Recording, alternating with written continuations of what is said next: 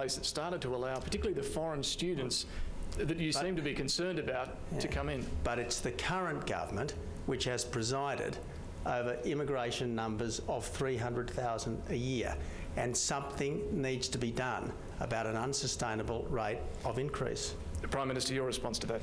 Well, thank you, and I'm glad Tony used the word fair dinkum, because let's be fair dinkum.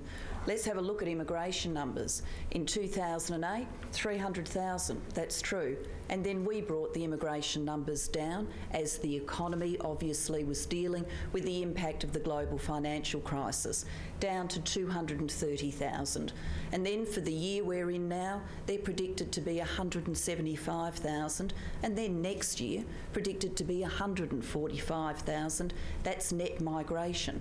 So the trick here, and I think Tony should really reveal the trick here is Tony today has promised the Australian people what I'm already delivering to the Australian people. It's pretty clever, but it's a trick. And of course we crack down on immigration rorts that we inherited from the Howard government. Rort number one, that you could get on a skilled visa, a worker, you paid less than an Australian worker to do the same job. We've cracked down on that. Rort number two, the shonky operators that we saw in the international education market, we've cracked down on that, and we've broken the nexus between coming here to study and getting to stay. These were rorts left over from the Howard government, and if Tony wants to be fair dinkum, I think he needs to be fair dinkum about that too. But Julia, why didn't you tell us all this last week when you started a population debate and claimed that immigration and population had nothing to do with each other? Well, I'm very happy to answer that question if I get an opportunity. David, if you want me to. Please. Okay. I certainly have said we need a sustainable Australia, not a big Australia. I think people know that about me now. And what I mean by a sustainable Australia is protecting our Australian way of life. That's having a job, being able to aspire to own your own home, getting decent services, health and education, having access to wide open spaces. All of these things come into our sustainable Australia policy, and that is what I want to see us develop.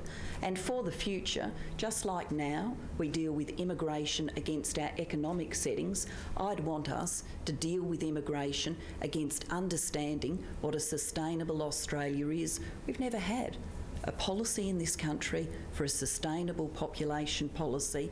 I'm promising to deliver it with Tony Burke, my minister, leading the effort. But why have the migration figures only emerged today?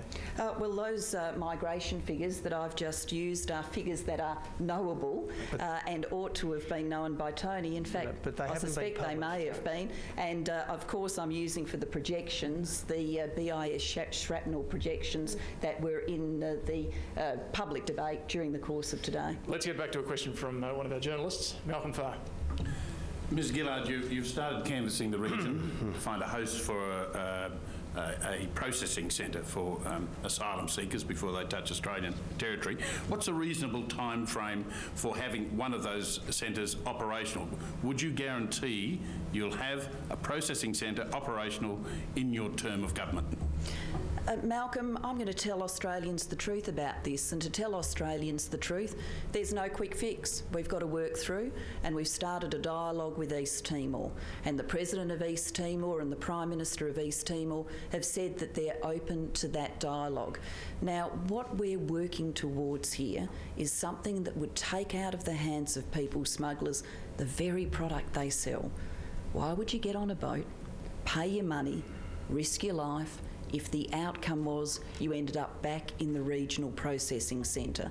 It would be a lasting solution. It would stop the boats at the shores, not as they're travelling here to this country. So that's what I'm aiming for. We've started the dialogue with East Timor and we are working through. Malcolm, as you would know, there's limits to what can be achieved during a caretaker period.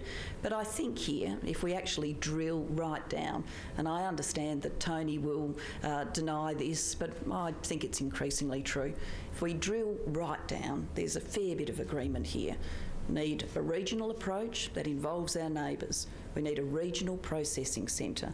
that should be in a signatory to the Refugee Convention, a country that's taken on board the same obligations we've taken to ourselves. And I think we're agreed that we should treat asylum seekers decently. Men, women, children should treat them with decency. If they're genuine refugees, then obviously I think the Australian heart and compassion extends to genuine refugees. If they're not, then they should be returned to their countries of origin. But just to be clear, no guarantee on when it will be delivered. I'm not going to. I understand Malcolm's question, but I'm not going to set a false deadline here. We will take the time to get it done, but I am determined to do it. Yeah. Tony Abbott, your response? Yeah.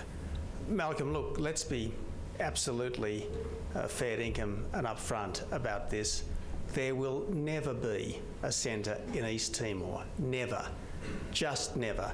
The Indonesians don't like it, and the East Timorese don't want it. And if the Prime Minister had spoken to the head of government of East Timor rather than the head of state before she first floated this idea, she would know that. There is never going to be a processing centre in East Timor. This is nothing but a pre-election fudge.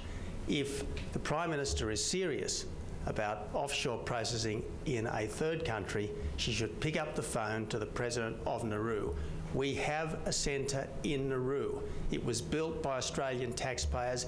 It can be made operational again in just a few short weeks. If that's what she wants, there's a clear action that she can take. Our next question comes from Chris Hillman. Well, Tony Abbott, you talk about a pre-election fudge. Do you think that you should tell the Australian people that 90% of the asylum seekers that went to Nauru ended up in Australia anyway? Don't you think you should be up front with the Australian people and say this is just a way station on the way to Australia? Yeah, but the interesting thing, Chris, about the range of policies that were put in place by the previous government, and they involved, importantly, temporary protection visas, which the Prime Minister won't support. They involved turning boats around where it was safe to do so, which the Prime Minister doesn't support, as well as offshore processing in a country such as Nauru. The thing about all of those policies is that they did work to stop the boats. That's the thing that distinguishes the coalition from the ALP on this issue.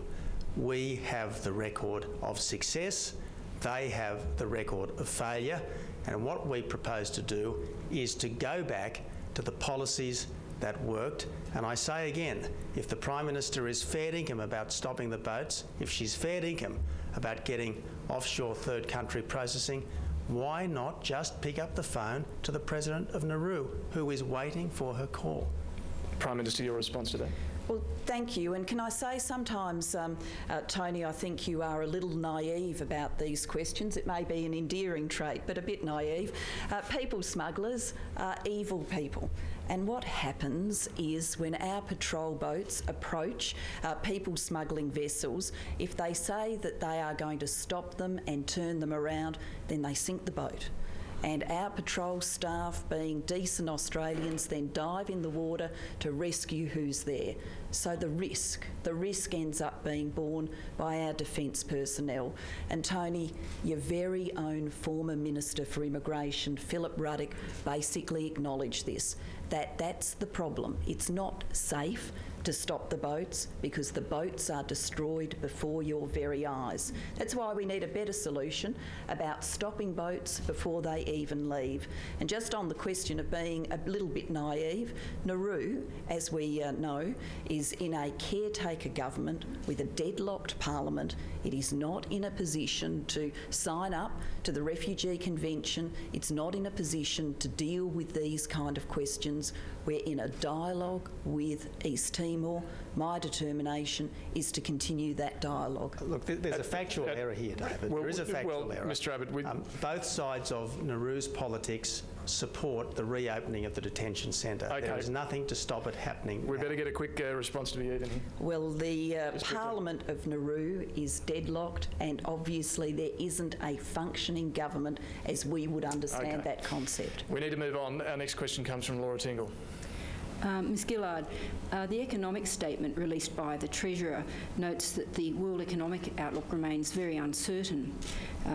last week 7 European banks failed regulators' stress tests and another 7 US banks were taken over by regulators. The government has committed to return the budget to surplus in 3 years. Are you prepared to reassess your policy settings,